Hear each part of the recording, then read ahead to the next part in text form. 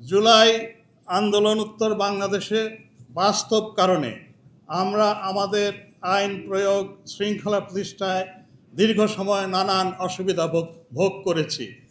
আমাদেরকে এই অবস্থা থেকে বেরিয়ে আসার চেষ্টা করতে হবে এবং আমরা মনে করি এই ইলেকশনের আগে, নির্বাচনের আগে এই পর্যায়ে আমরা আমাদের সক্ষমতা যথেষ্ট পরিমাণে অর্জন করতে পেরেছি।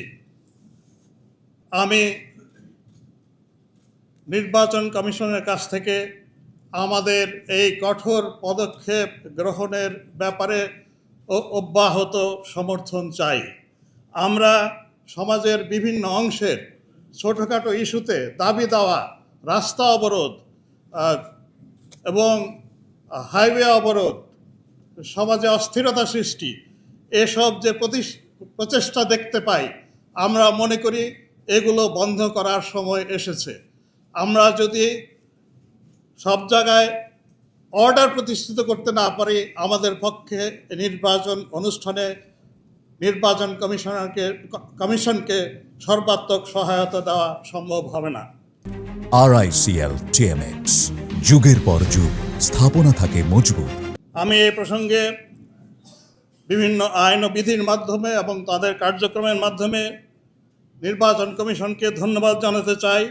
তারা ইলেকটোরাল এনকোয়ারি কমিটিকে সামারি ট্রায়ালের মাধ্যমে তাৎক্ষণিকভাবে অনেক অপরাধ এর বিচার করার ক্ষমতা দিয়েছেন।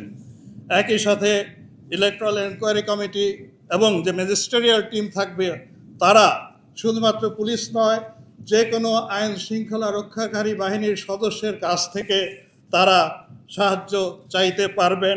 সেই প্রবিধানও আরপিওতে রয়ে গেছে।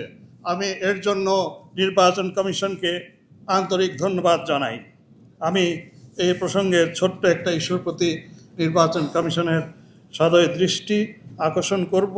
পুলিশ সুপার কিংবা মাঠ পর্যায়ের অফিসের অধস্তন সকল কর্মকর্তার বদলির ব্যাপারে একটা লিমিটেশন রয়েছে। আমার একটু স্পষ্টীকরণ লাগবে এই জায়গায়, যে সর্বনিম্ন পর্যায়ে যেমন কনস্টেবল কিংবা একজন সাব ইন্সপেক্টর, এই জাতীয় পদেও যদি পরিবর্তন করতে হয়, আমাদের পূর্ব আলোচনার দরকার আছে কিনা আশা করি আমি ইলেকশন কমিশনের কাছ থেকে এইটুকু ক্লারিফিকেশন পেয়ে যাব।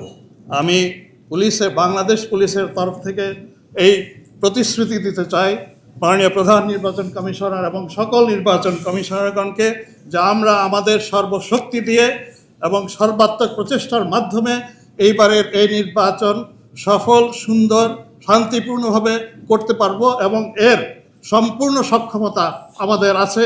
এর উপরে আপনারা বিশ্বাস রাখতে পারেন। আল্লাহ আমাদের সকলকে হেফাজত করুন।